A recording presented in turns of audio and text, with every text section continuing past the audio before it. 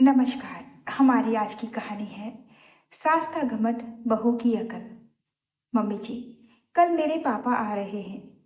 नई बहू अंशिका चहकती हुई अपनी सास आभा जी से बोली। अरे, तो इसमें इतना खुश होने वाली क्या बात है?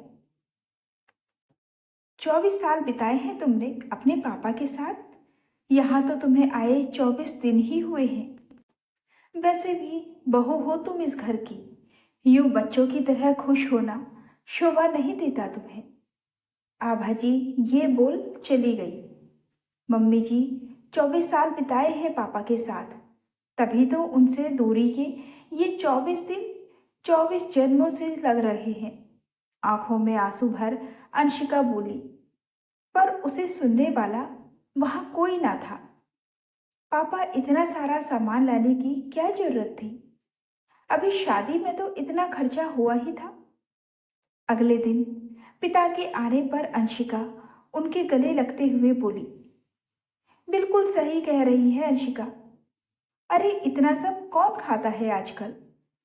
मिठाइयों के डिब्बों और आम की टोकरी पर सरसरी निगाह डालती हुई आभा जी बोली। समधन जी, अंशिका तो नासमझ है, पर हमें तो रिवाज निभाने होते हैं। बेटी के घर कोई खाली हाथ थोड़ी जाया जाता है। अंशिका के पिता नरेश जी हाथ जोड़ते हुए बोले। हाँ, ये भी ठीक कहा आपने। आभा जी हंसते हुए बोली। नरेश जी के जाते ही आभा जी ने सभी सामान को अच्छे से नापा तोला। बहू, तुम्हारे पापा को सामान लेना नहीं आता। इतने घटिया फल मिठाई लेकर जाया जाता है क्या बेटी के ससुराल? और ये आम तो देखो, हमारे यहाँ तो कोई ऐसे आम खाए भी ना। बेकार पैसे भी खर्च हुए और सारा सामान भी बेकार जाएगा। आभा जी बोली।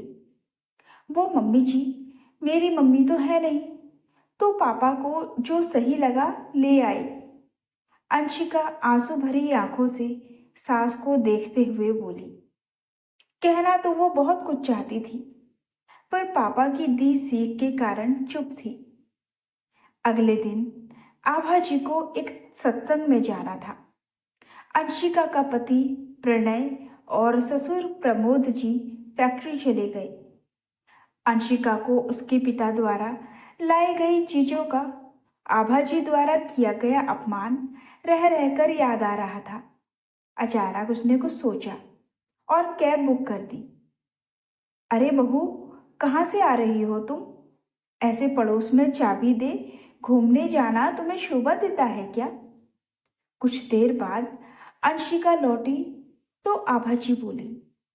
असल में वो सत्संग से वापस आ चुकी थी। वो क्या है ना मम्मी जी, मुझे एक जरूरी काम याद आ गया था, इसलिए जाना पड़ा।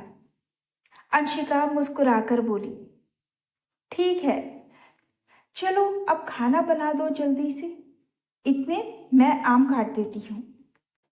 ये बोल आभा जी ने फ्रिज खोला। अरे, सारे आम कहाँ गए? फ्रिज में एक भी आम ना पाकर आभा जी चौंकते हुए बोली। अरे मम्मी जी, आपने ही तो बोला था ऐसे सस्ते फल मिठाई यहाँ कोई नहीं खाता, इसलिए मैं उन्हें अनाथ आश्रम में बच्चों को बांट आई। वहाँ मैं शादी से पहले भी अपना जन्मदिन मनाने जाया करती थी। और पता है मम्मी जी, वो उन सस्ते फल मिठाई को देख इतने खुश हुए कि बस पूछो मत। सच में मम्मी जी, जो सामान आपके लिए बेकार था, वो उन मासूमों के चेहरे पर खुशी ले आया। फल मिठाई खाकर बहुत खुश हुए वो। अंशिका मुस्कुराते हुए बोली। क्या तुम सारी मिठाई और फल बांट आई? पर क्यों? आभा जी थोड़ा गुस्से में बोली। क्यों क्या मम्मी जी, आपने ही तो बोला हमारे यहाँ ऐसे आम और मिठाई कोई नहीं खाता। तो पहले तो मैंने सोचा फेंक दूं, फिर सोचा बेकार क्या करनी चीज, इसलिए बांट आई। देखा, आपकी बहू कितनी समझदार है। चीज बेकार भी नहीं हुई और ढेरों दुआएं भी ले आई। और पता है, मैंने पापा को भी बोल दिया है, अब वो यहाँ फल मिठाई ना लाया करें। उन्हें इस घर के हिसाब की खरीदारी तो आती ही नहीं है, फिर क्यों पैसे बेकार करने। अंशिका मुस्कुराते हुए बोली। क्या? आभा जी सिर पकड़कर बैठ गई। उन्होंने तो सास का रुतबा दिखाने को बहू के पीहर से आई चीजों को बेकार बताया था, पर यहाँ तो दांव उल्टा पड़ गया। अभी का आया सामान तो गया ही, ऊपर से भविष्य में आने का भी रास्ता बंद हो गया। अब वो बहू से कुछ कह भी नहीं सकती थी, क्योंकि बुराई तो उन्होंने ही की थी। अंशिका भी आभा जी की हालत का पूरा मजा ले रही थी, साथ ही अपनी समझ पर इतरा भी रही थी, क्योंकि बिना सास का अपमान किए उसने बार बार अपने पिता को अपमानित होने से जो बचा लिया, इससे सांप भी मर गया और लाठी भी नहीं टूटी। तो दोस्तों, ये थी हमारी आज की छोटी सी कहानी। आपको कहानी कैसी लगी हमें कमेंट करके अपनी राय जरूर दें। कहानी पसंद आई हो तो वीडियो को ज़्यादा से ज़्यादा लाइक और शेयर जरूर करें।